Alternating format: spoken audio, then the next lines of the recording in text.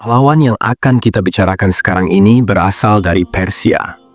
Dari Persia ini pula agama Islam nanti dianut oleh orang-orang mukmin yang tidak sedikit jumlahnya. Dan dari kalangan mereka muncul pribadi-pribadi yang tiada tanding, baik dalam keimanan, keilmuan, keagamaan, maupun persoalan keduniaan. Sebelum masuk ke dalam kisahnya yang luar biasa, saya ucapkan terima kasih banyak kepada sahabat yang sudah subscribe ke channel Ibnu Khalid.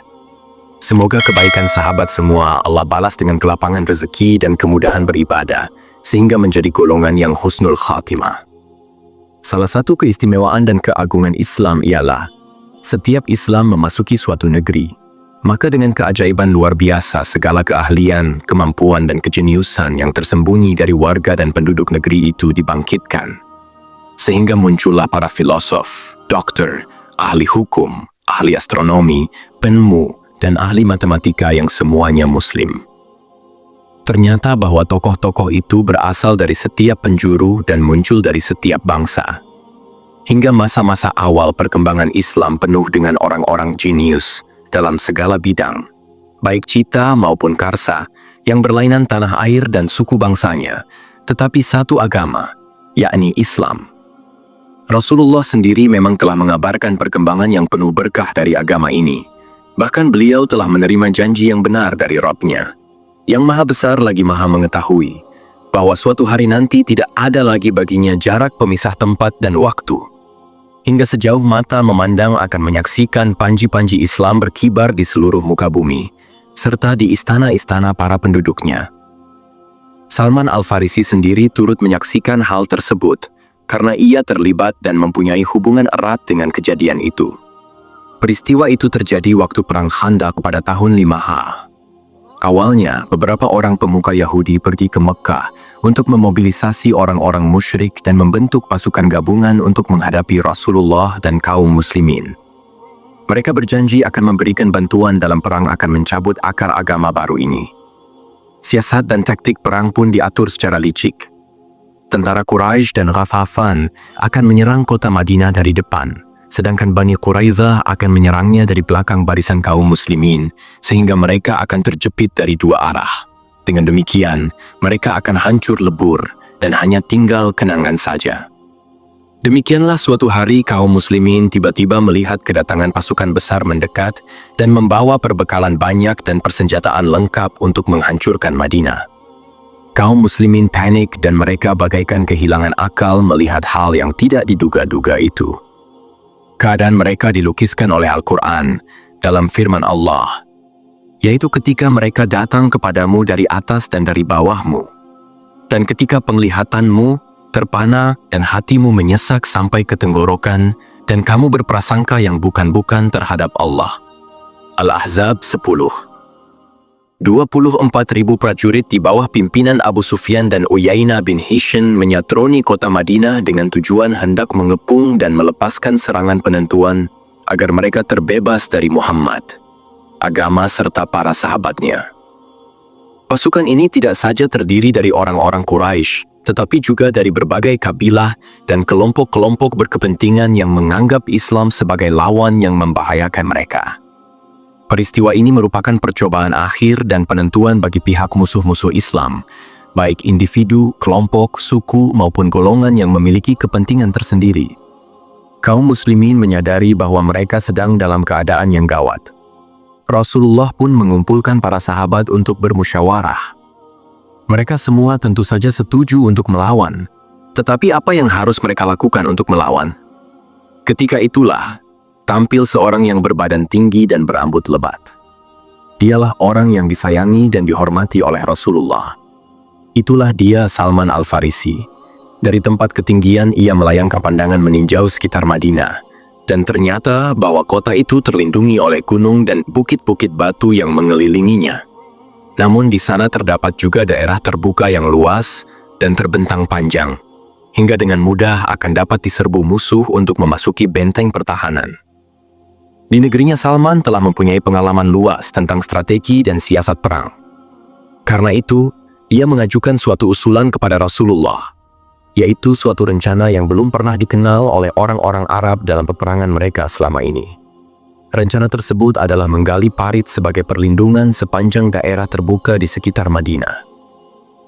Hanya Allah yang lebih mengetahui apa yang akan dialami kaum muslimin dalam peperangan itu seandainya mereka tidak menggali parit.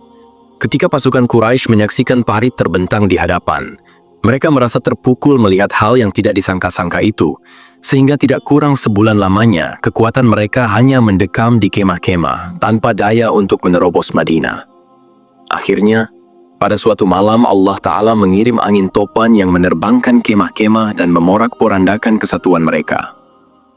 Abu Sufyan pun memerintahkan anak buahnya agar kembali pulang ke kampung mereka, dalam keadaan berputus asa serta menderita kekalahan pahit.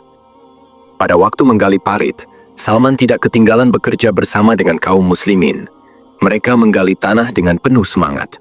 Tidak ketinggalan, Rasulullah juga membawa cangkul dan bekerja bersama mereka. Tidak disangka, di tempat penggalian Salman bersama rekan-rekannya, cangkul mereka terbentur oleh sebuah batu besar. Salman adalah seorang yang berperawakan besar dan bertenaga kuat. Sekali ayun, lengannya yang kuat akan dapat membelah batu dan memecahkannya berkeping-keping. Tetapi, ia tidak berdaya menghadapi batu besar ini, sedangkan bantuan dari rekan-rekannya hanya menghasilkan kegagalan belaka. Salman pergi menemui Rasulullah dan meminta izin untuk mengalihkan jalur parit dari garis semula, guna menghindari batu besar yang tidak tergoyahkan itu. Rasulullah pun pergi bersama Salman untuk melihat sendiri keadaan tempat dan batu besar tersebut. Setelah melihat batu itu, Rasulullah meminta cangkul dan menyuruh para sahabat agar mundur agar terhindar dari pecahan-pecahan batu itu nanti. Rasulullah lalu membaca basmalah dan mengangkat kedua tangannya yang mulia yang sedang memegang erat cangkul itu. Beliau menghantamkan cangkul ke batu besar itu dengan sekuat tenaga, hingga batu itu pun terbelah dan dari celah belahannya yang besar keluar percikan api yang tinggi dan menerangi. Salman mengatakan, "Aku melihat percikan api itu menerangi pinggiran Madinah." Sementara itu, Rasulullah mengucapkan takbir, "Allah Maha Besar. Aku telah dikaruniai kunci-kunci istana negeri Persia dan dari percikan api tadi, tampak olehku dengan nyata istana-istana kerajaan Hira dan kota-kota Raja Persia. Sungguh, umatku akan menguasai semua itu." Kemudian Rasulullah mengangkat cangkul itu kembali dan memukulkannya ke batu kali kedua. Fenomena yang sama terjadi lagi. Pecahan batu besar itu menyemburkan kilatan api yang tinggi dan menerangi. Rasulullah pun bertakbir kembali, "Allah Maha Besar, aku telah dikaruniai kunci-kunci negeri Romawi, dan tampak nyata olehku istana-istana megahnya. Sungguh umatku akan menguasainya." Kemudian beliau memukulkan cangkul itu untuk kali ketiga dan batu besar itu pun hancur lebur, serta menimbulkan kilatan api yang terang benderang. Rasulullah mengucapkan kalimat tahlil dan diikuti oleh kaum muslimin. Rasulullah menceritakan kepada mereka bahwa beliau sekarang melihat istana-istana di Syria, Sana'a, dan daerah-daerah lain yang suatu ketika nanti akan berada di bawah naungan bendera Allah yang berkibar. Dengan keimanan penuh kaum muslimin pun serentak berseru, "Inilah yang dijanjikan Allah dan Rasul-Nya, dan benarlah Allah dan Rasul-Nya." Salmanlah yang mengajukan saran untuk membuat parit, dan dia pula yang menemukan batu yang telah memancarkan rahasia-rahasia yang akan terjadi di masa mendatang, yakni ketika ia meminta tolong kepada Rasulullah. La berdiri di samping Rasulullah menyaksikan cahaya dan mendengar berita gembira itu. Dia masih hidup ketika kabar gembira itu menjadi kenyataan. La sendiri melihat, mengalami dan merasakannya.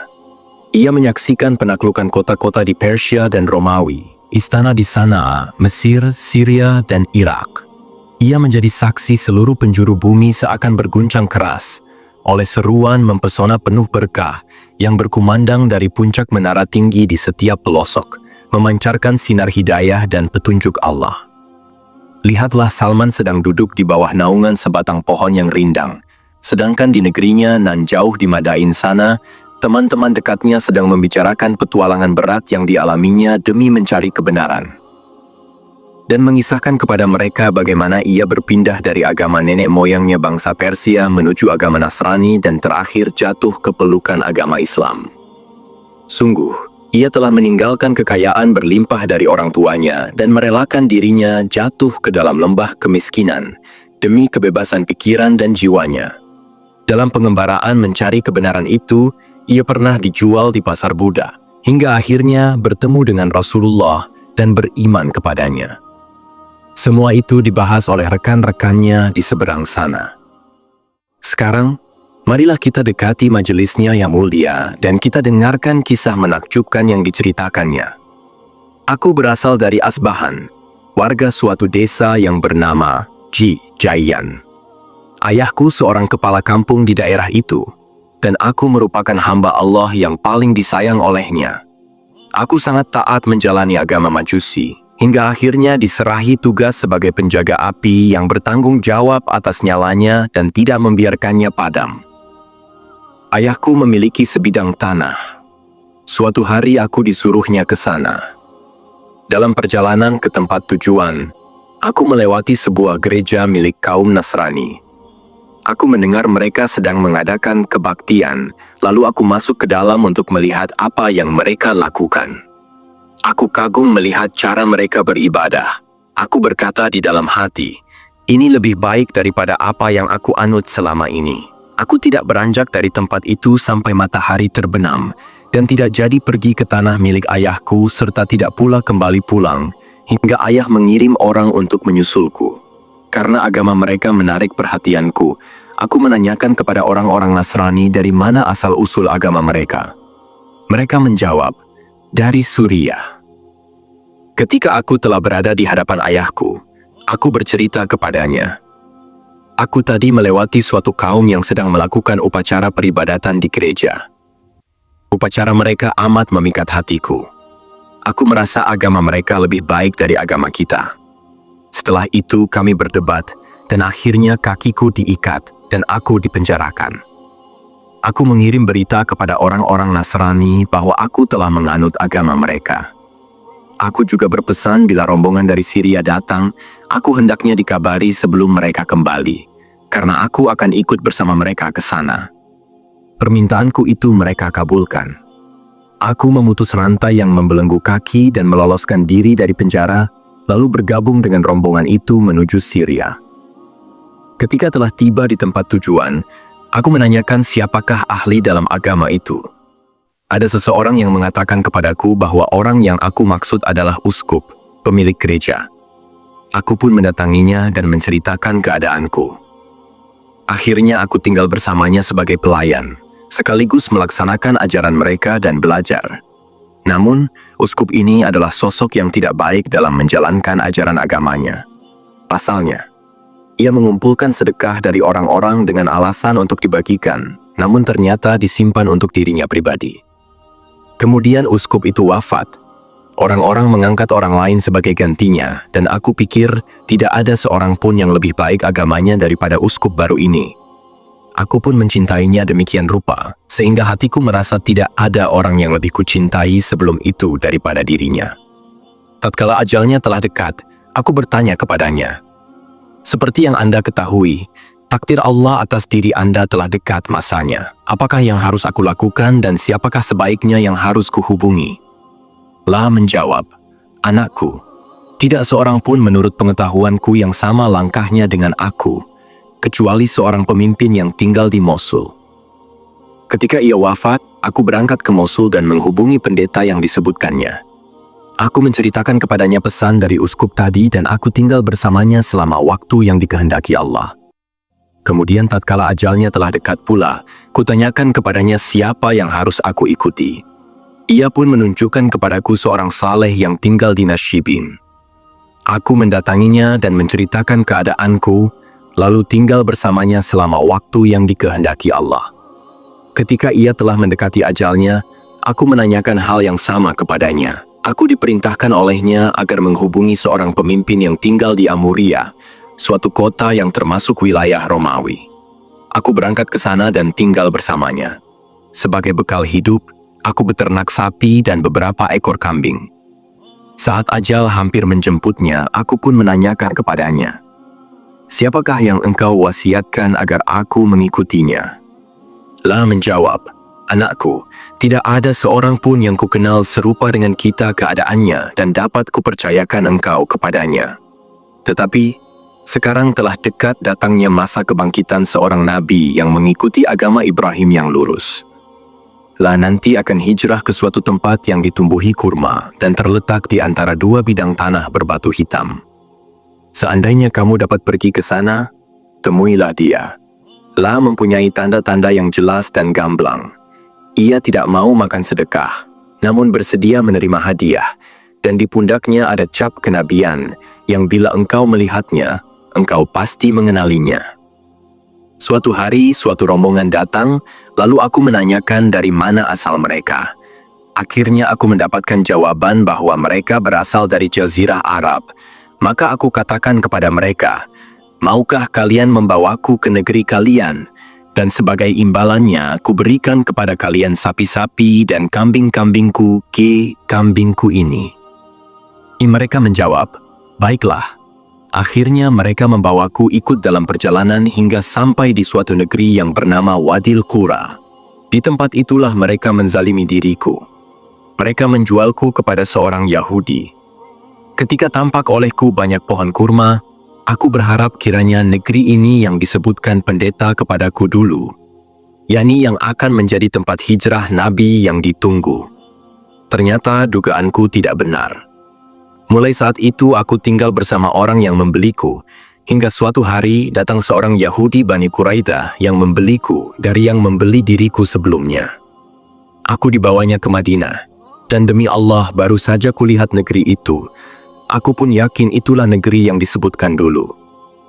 Aku tinggal bersama orang Yahudi tersebut dan bekerja di perkebunan kurma milik Bani Quraidah hingga tiba waktu Allah mengutus Rasulnya, lalu hijrah ke Madinah dan singgah di Bani Amr bin Auf di Quba. Suatu hari ketika aku berada di puncak pohon kurma sementara majikanku duduk di bawahnya, tiba-tiba seorang Yahudi saudara sepupunya datang menghampirinya dan mengatakan, celakalah Bani Qailah. Mereka berkerumun mengelilingi seorang laki-laki di Quba yang datang dari Mekkah dan mengaku sebagai Nabi. Demi Allah tubuhku bergetar hebat seketika mendengar ucapan orang itu hingga pohon kurma itu bagai berguncang dan hampir saja aku jatuh menimpa majikanku. Aku segera turun dan berkata kepada orang tadi, "Apa katamu? Ada berita apakah?" Majikanku mengangkat tangan lalu meninjuku sekuatnya dan membentak, "Apa urusanmu dengan ini? Kembalilah bekerja." Aku pun kembali bekerja. Setelah hari petang, aku mengumpulkan segala yang ada padaku, lalu keluar untuk menemui Rasulullah di Quba. Aku menjumpai beliau ketika sedang duduk bersama beberapa orang anggota rombongan, lalu berkata kepadanya, "Tuan-tuan adalah perantau yang sedang dalam kebutuhan. Kebetulan aku mempunyai persediaan makanan yang telah kuniatkan untuk sedekah.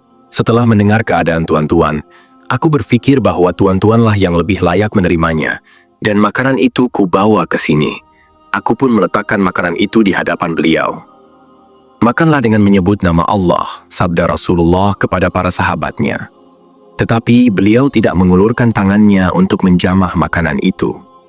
Aku berkata dalam hati, "Demi Allah, inilah satu dari tanda-tandanya. Ia tidak mau memakan harta sedekah." Setelah itu aku pulang, dan keesokan harinya aku kembali menemui Rasulullah sambil membawa makanan. Aku berkata kepadanya, "Aku melihat Tuan tidak sudi memakan sedekah, tetapi aku mempunyai sesuatu yang ingin kuserahkan kepada Tuan sebagai hadiah." Kemudian aku meletakkan makanan itu di hadapan beliau. "Makanlah dengan menyebut nama Allah," sabda beliau kepada sahabat, dan beliau pun turut makan bersama mereka. Aku kembali berbisik dalam hati, "Demi Allah, inilah tanda yang kedua bahwa ia bersedia menerima hadiah." Setelah itu aku pulang dan tinggal di tempatku beberapa lama. Kemudian aku pergi mencari Rasulullah dan berjumpa di Baqi saat sedang mengiring jenazah dan dikelilingi oleh sahabat-sahabatnya. Beliau memakai 2 lembar kain lebar, yang satu dipakainya untuk sarung dan yang satu lagi sebagai baju. Aku mengucapkan salam kepada beliau dan kemudian menyejajarkan tubuhku di dekat beliau untuk melihat bagian atas punggungnya. Ternyata beliau memahami keinginanku dan menyingkap kain burdah beliau dari lehernya hingga tampak pada pundaknya tanda yang kucari, yaitu cap kenabian seperti disebutkan oleh pendeta dulu. Aku pun langsung membalikkan badan dan menciuminya sambil menangis. Kemudian Rasulullah memanggilku. Aku duduk di hadapan beliau dan menceritakan kisahku seperti yang telah kuceritakan tadi. Kemudian aku masuk Islam dan perbudakan menjadi penghalang bagiku untuk menyertai perang Badar dan Uhud. Suatu hari, Rasulullah bersabda kepadaku, "Mintalah kepada majikanmu agar ia bersedia membebaskanmu dengan menerima uang tebusan." Aku pun meminta kepada majikanku agar aku dibebaskan sebagaimana dititahkan oleh Rasulullah. Sedangkan beliau menyuruh para sahabat untuk membantuku dalam persoalan keuangan. Akhirnya, aku dimerdekakan oleh Allah dan hidup sebagai seorang muslim yang bebas merdeka, serta mengambil bagian bersama Rasulullah dalam perang Khandaq dan peperangan selanjutnya. Dengan kalimat-kalimat yang jelas dan menyejukkan, Salman menceritakan kepada kita upaya dan perjuangan suci nan mulia dan agung untuk mencari hakikat keagamaan, yang akhirnya dapat sampai kepada agama Allah Ta'ala dan menjadi jalan hidup terakhir yang harus ditempuhnya. Nah, manusia ulung seperti apakah sebenarnya dia? Keistimewaan apakah yang mampu mengangkat jiwanya yang agung dan melecut kemauannya yang keras untuk mengatasi segala kesulitan dan mengubah sesuatu yang mustahil menjadi mungkin baginya? Kehausan dan kecintaan terhadap kebenaran seperti apakah yang telah menyebabkan Salman rela meninggalkan kampung halaman beserta harta benda dan segala macam kesenangan? Dia harus menempuh daerah yang belum dikenal dengan segala halangan dan beban penderitaan, dan pindah dari satu daerah ke daerah lain, dari satu negeri ke negeri lain. Tidak kenal letih atau lelah, di samping tidak lupa beribadah secara tekun. Pandangannya yang tajam selalu memperhatikan hikmah yang ada pada manusia, kehidupan dan jalan hidup mereka yang berbeda, dan tujuannya yang utama tidak pernah menyimpang dari semula, yang tiada lain adalah mencari kebenaran. Pengorbanan yang mulia ia lakoni demi mencapai hidayah Allah. Bahkan ia pernah dijual sebagai budak. Akhirnya, Allah menganugerahkan ganjaran yang setimpal kepadanya hingga dipertemukan dengan kebenaran, Islam, dan dengan Rasul-Nya, lalu dikaruniai usia lanjut, hingga ia dapat menyaksikan dengan kedua matanya bagaimana panji-panji Allah berkibaran di seluruh pelosok dunia, sementara umat Islam mengisi ruangan dan sudut-sudutnya dengan hidayah dan petunjuk Allah, serta dengan kemakmuran dan keadilan. Apa yang kita harapkan akan terjadi pada keislaman seorang tokoh yang tulus dan bertekad baja seperti itu? Sungguh, keislaman Salman adalah keislaman orang-orang utama dan takwa. Orang-orang menyerupakan Salman dengan Umar bin Al-Khattab dalam hal kecerdasan, kesahajaan, dan kebebasan dari pengaruh dunia. Lah pernah tinggal bersama Abu Darda di sebuah rumah beberapa hari lamanya. Abu Darda telah terbiasa beribadah pada waktu malam dan puasa pada waktu siang. Salman melihatnya terlalu berlebihan dalam beribadah. Suatu hari Salman bermaksud mencegah niat Abu Darda untuk berpuasa sunnah esok hari. Namun, Abu Darda justru berkata, "Apakah engkau hendak melarangku berpuasa dan sholat karena Allah?" Salman menjawab, "Kedua matamu mempunyai hak atas dirimu. Demikian pula keluargamu mempunyai hak atas dirimu. Berpuasalah dan jangan lupakan hak untuk berbukalah, sholatlah, dan jangan lupakan jatah untuk tidurlah." Ketika peristiwa itu sampai ke pendengaran Rasulullah, beliau bersabda, "Salman telah kenyang dengan ilmu." Rasulullah sendiri sering memuji kecerdasan Salman serta ketinggian ilmunya, sebagaimana beliau memuji akhlak dan agamanya. Pada waktu perang Khandaq, kaum Ansyar berdiri dan berkata, "Salman dari golongan kami." Kaum Muhajirin pun juga bangkit dan berkata, "Tidak, ia dari golongan kami." Rasulullah pun memanggil mereka semua dan bersabda, "Salman adalah bagian dari kami Ahlul Bait." Salman memang layak mendapatkan kehormatan itu. Ali bin Abu Thalib menggelari Salman dengan sebutan Luqman Al-Hakim. Ketika Salman telah wafat, Ali ditanya tentang pemberian gelar itu. Ia menjawab, "Ia adalah seorang yang berasal dari kami dan kembali kepada kami, Ahlul Bait." Siapa di antara kalian yang menyamai Luqman Al-Hakim? Maksudnya Salman. Ia telah dikaruniai ilmu yang pertama dan juga ilmu yang terakhir. Ia telah membaca kitab yang pertama dan juga kitab yang terakhir. Ia bagaikan lautan yang airnya tidak pernah kering. Salman telah mendapatkan kedudukan mulia dan derajat utama di dalam hati semua sahabat. Pada masa kekhalifahan Umar, Salman datang berkunjung ke Madinah. Umar melakukan penyambutan yang setahu kita belum pernah dilakukannya kepada siapapun juga. Umar mengumpulkan para sahabat dan menghimbau dengan seruan, "Marilah kita pergi menyambut Salman." Kemudian Umar keluar bersama mereka menuju pinggiran Madinah untuk menyambutnya. Sejak bertemu dan beriman kepada Rasulullah, Salman hidup sebagai seorang Muslim yang merdeka, sebagai pejuang dan selalu berbakti. Ia mengalami kehidupan masa Khalifah Abu Bakar, kemudian masa Amirul Mukminin Umar, lalu masa Khalifah Utsman, dan pada masa inilah ia kembali ke hadirat Rabb-Nya. Pada tahun-tahun kejayaan umat Islam, panji-panji Islam telah berkibar di seluruh penjuru. Harta benda yang tidak sedikit jumlahnya mengalir ke Madinah sebagai pusat pemerintahan, baik sebagai fa'i maupun jizyah, untuk kemudian diatur pembagiannya menurut ketentuan Islam, hingga negara mampu memberikan gaji dan tunjangan tetap. Ketika itu banyak tanggung jawab pemerintahan di semua tingkatannya, sehingga banyak pula pekerjaan dan peluang jabatan sebagai konsekuensi logisnya. Dalam kesempatan yang terbuka luas untuk meraih jabatan itu, di manakah kita dapat menemukan Salman? Di manakah kita dapat menjumpainya saat kekayaan dan kejayaan, kesenangan dan kemakmuran terbentang itu? Bukalah mata Anda lebar-lebar.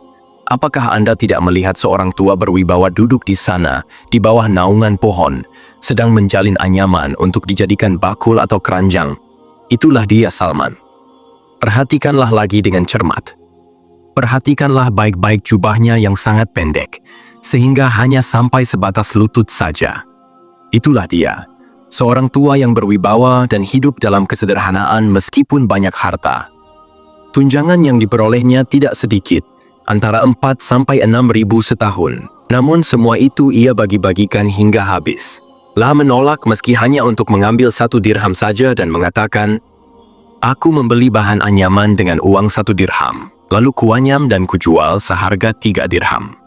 1 dirham kuambil untuk modal lagi. 1 dirham berikutnya untuk nafkah keluargaku, sedangkan 1 dirham sisanya untuk sedekah. Seandainya Umar bin Al-Khattab melarangku berbuat demikian, aku tidak akan berhenti." Lantas bagaimana dengan kita, wahai umat Rasulullah? Apa yang ada di pikiran kita tentang kehormatan manusia di mana saja dan kapan saja? Sebagian orang ketika keti mendengar kehidupan sebagian sahabat yang sangat bersahaja, seperti Abu Bakar, Umar, Abu Dzar, dan lain-lain, langsung berpikir bahwa itu disebabkan suasana lingkungan padang pasir, di mana orang Arab mendapatkan ketentraman hatinya dengan kesederhanaan. Nah, sekarang kita berhadapan dengan seorang putra Persia, suatu negeri yang terkenal dengan kemewahan dan kesenangan serta hidup boros. Salman yang sedang kita ceritakan ini bukanlah dari golongan miskin atau bawahan, melainkan dari golongan kaya dan kelas tinggi. Mengapa sekarang setelah memeluk Islam, menolak harta, kekayaan, dan kesenangan? Mengapa ia lebih memilih kehidupan bersahaja, tidak lebih dari 1 dirham tiap harinya, yang diperoleh dari hasil jerih payahnya sendiri? Mengapa ia menolak jabatan, lah lebih memilih menghindari dunia itu dan mengatakan, "Seandainya kamu bisa hidup dengan memakan tanah, asal tidak membawahi 2 orang, maka lakukanlah." Mengapa ia menolak pangkat dan jabatan, dan mau menerima jika mengepalai sepasukan tentara yang pergi menuju medan perang? Kecuali dalam suasana tiada seorang pun yang mampu memikul tanggung jawab kecuali dia, ia bersedia melakukannya dengan hati murung dan jiwa merintih. Tetapi, mengapa ketika memegang jabatan yang mesti dipikulnya, ia tidak mau menerima tunjangan yang diberikan kepadanya secara padahal itu halal baginya? Hisham meriwayatkan dari Al-Hasan, tunjangan Salman sebanyak 5.000 setahun. Namun ia berpidato di hadapan 30.000 orang dengan separuh mantelnya, dijadikan alas duduknya dan separuh lagi untuk menutupi badannya. Jika tunjangannya datang, ia membagi-bagikannya sampai habis. Untuk makan, ia mengandalkan hasil usaha kedua tangannya. Mengapa itu jalan hidup yang ia pilih dan sangat zuhud dari keinginan dunia, padahal ia seorang putra Persia yang biasa tenggelam dalam kesenangan dan dipengaruhi arus kemajuan? Marilah kita dengar jawaban yang diberikannya ketika berada di atas pembaringan menjelang ajal. kala ruhnya yang mulia telah bersiap-siap untuk kembali menemui Rabb-Nya yang maha tinggi lagi maha penyayang. Sa'ad bin Abu Waqqas datang menjenguknya, maka Salman menangis. Sa'ad pun bertanya, "Apa yang engkau tangisi, wahai Abu Abdillah? Padahal Rasulullah wafat dalam keadaan ridha kepadamu." Salman menjawab, "Demi Allah, aku menangis. Bukan karena takut mati ataupun mengharap kemewahan dunia, melainkan karena Rasulullah telah menyampaikan suatu pesan kepada kita. Dalam sabdanya, hendaklah bagian setiap kalian dari kekayaan dunia ini seperti bekal seorang pengendara. Padahal, harta milikku begini banyaknya." Sa'ad berkata sendiri, "Aku perhatikan, tidak ada yang tampak di sekelilingku kecuali satu piring dan sebuah wadah untuk bersuci." Sa'ad lalu berkata kepadanya, "Wahai Abu Abdillah, berilah kami suatu pesan yang akan kami ingat selalu darimu." Dia bertutur, "Wahai Sa'ad, ingatlah Allah tentang keinginanmu ketika engkau sedang berkehendak, tentang keputusanmu ketika engkau sedang memutuskan, dan tentang apa yang di tanganmu ketika engkau sedang membagi." Itulah rupanya yang telah membuat hati Salman menjadi kaya dan puas. Ia telah memenuhinya dengan zuhud terhadap dunia dan segala harta, dan pangkat dengan segala pengaruhnya. Itulah pesan Rasulullah kepadanya dan kepada semua sahabatnya, agar mereka tidak membiarkan dunia menguasai mereka dan tidak mengambil bagian darinya, kecuali sekedar bekal seorang pengendara. Salman telah memenuhi pesan itu sebaik-baiknya, namun air matanya masih jatuh berderai ketika ruhnya telah siap untuk berangkat. Khawatir bila ia telah melampaui batas yang ditetapkan. Tidak terdapat di ruangannya kecuali sebuah piring makannya dan sebuah wadah untuk tempat minum dan wudhu. Meski demikian, ia menganggap dirinya sebagai orang yang berharta banyak. Nah, bukankah telah kami ceritakan kepada Anda bahwa ia mirip sekali dengan Umar? Pada hari-hari ia bertugas sebagai gubernur di Madain, keadaannya tidak sedikit pun berubah. Seperti yang telah kita ketahui, ia menolak untuk menerima gaji sebagai gubernur, 1 dirham sekalipun. La tetap mengambil nafkahnya dari hasil menganyam, sedang pakaiannya tidak lebih dari sehelai mantel. Bajunya yang sudah tua itu berlomba dengan kesederhanaan dan kesahajaannya. Suatu hari ketika ia sedang berjalan di suatu jalan, seseorang yang datang dari Syria menjumpainya. Orang itu membawa buah tin dan kurma. Rupanya beban itu amat berat hingga membuatnya kelelahan. Ketika ia melihat Salman yang tampak sebagai orang biasa dan dari golongan miskin, orang itu hendak menyuruhnya membawa buah-buahan dengan diberi imbalan atas jerih payahnya bila telah sampai ke tempat tujuan. Menjawab, "Jangan khawatir. Rumah itu merupakan bangunan yang dapat digunakan bernaung kala panas dan tempat berteduh kala hujan. Andainya Anda berdiri, kepala Anda akan sampai pada langit-langitnya, dan jika Anda berbaring, kaki Anda akan terantuk pada dindingnya." Salman pun berkata, "Benar, seperti itulah seharusnya rumah yang akan Anda bangun." Tak satu pun barang berharga dalam kehidupan dunia ini yang digemari atau diutamakan oleh Salman, kecuali suatu barang yang memang amat diharapkan dan dianggap penting. Bahkan telah dititipkan kepada istrinya untuk disimpan di tempat yang tersembunyi dan aman. Ketika dalam sakit yang berakhir pada ajalnya, yaitu pada pagi hari kepergiannya, ia memanggil istrinya untuk mengambil titipannya dahulu. Ternyata, barang itu hanyalah seikat kesturi yang diperolehnya waktu pembebasan Jalula dahulu. Barang itu sengaja disimpan untuk wangi-wangian pada hari wafatnya. Kemudian ia menyuruh sang istri agar mengambil secangkir air. Salman menaburkan bubuk kesturi itu ke dalam cangkir dan mengaduknya dengan tangan, lalu berkata kepada istrinya, "Percikanlah air ini ke sekelilingku.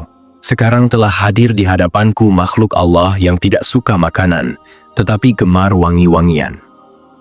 Setelah selesai, ia berkata kepada istrinya, "Tutupkanlah pintu dan turunlah." Perintah itu pun diturut oleh istrinya. Tidak lama antara waktu itu dan istrinya kembali masuk, ruh yang beroleh berkah itu telah meninggalkan dunia dan berpisah dari jasadnya. Dia telah mencapai alam yang tinggi, dibawa terbang oleh sayap kerinduan. kerinduan untuk memenuhi janjinya, bertemu lagi dengan Rasulullah Muhammad dengan kedua sahabat beliau, Abu Bakar dan Umar, serta tokoh-tokoh mulia lainnya dari golongan syuhada dan orang-orang utama. Telah lama Salman menantikan itu dalam kerinduan dan dahaga. Hari ini rindu itu telah terobati dan dahaga itu pun telah hilang. Semoga ridha dan rahmat Allah menyertainya. Terima kasih telah menonton video ini sampai selesai. Semoga kita dapat memetik hikmah dan mengambil pelajaran berharga dari sosok manusia mulia, sang pencari kebenaran sejati, Salman Al-Farisi. Jangan lupa untuk bantu channel Ibnu Khalid terus berkembang dengan klik tombol subscribe, like, comment, dan share. Sampai jumpa di video-video selanjutnya. Assalamualaikum warahmatullahi wabarakatuh.